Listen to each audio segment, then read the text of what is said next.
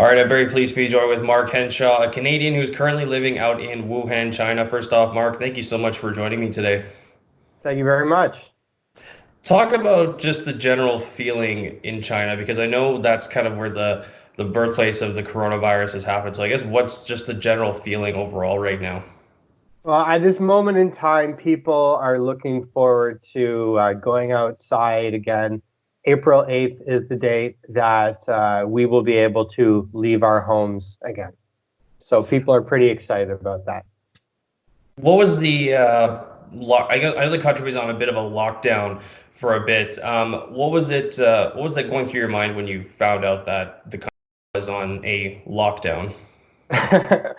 Well, I was a little worried because not because of the lockdown part, but more because of the virus. I happen to be fortunate to have friends who are in science, so I've heard a lot about different, viruses, diseases, and stuff. I was more concerned about the virus than I was about the lockdown. So when I first heard, I was like, whoa, this must be pretty serious. And one thing I liked about it was that China was taking a stand on trying to isolate people from potentially further spreading the virus. Now, you were telling me off camera before we started, you are a teacher. You teach English in Wuhan. What has that been like for you personally? And then, of course, like many schools have had to close here in Canada. Has it been kind of the same down where you are? Yeah, it's been a good experience. The school I work for has fortunately enabled me to keep working. I've been making videos for my students, and that's enabled me to get paid. So I'm very fortunate. It's been a very good experience in that sense. Whereas I know some other foreign teachers, their work stopped completely and they have no payment at all. So the fact that I can continue to buy groceries and stuff is obviously essential. So I'm very, very happy about that.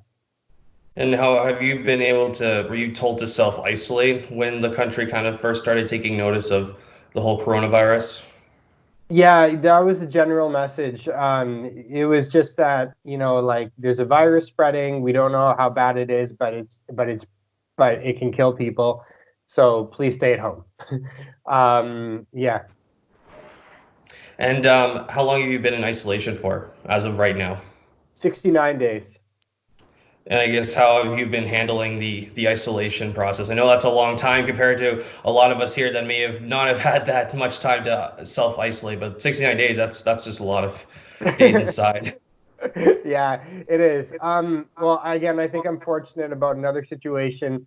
I'm living with my girlfriend, so the fact that I have somebody here that I can talk to, the fact that I can connect with them, or just even having just knowing that she's there, like the fact that we don't even talk to each other that much in a day, but knowing that she's there is great.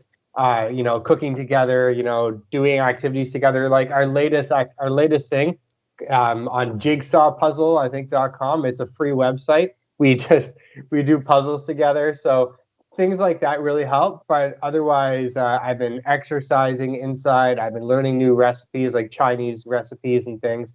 Um, been filling my time really well. But if I didn't have somebody that I was living with, I can imagine it would be a much more difficult situation.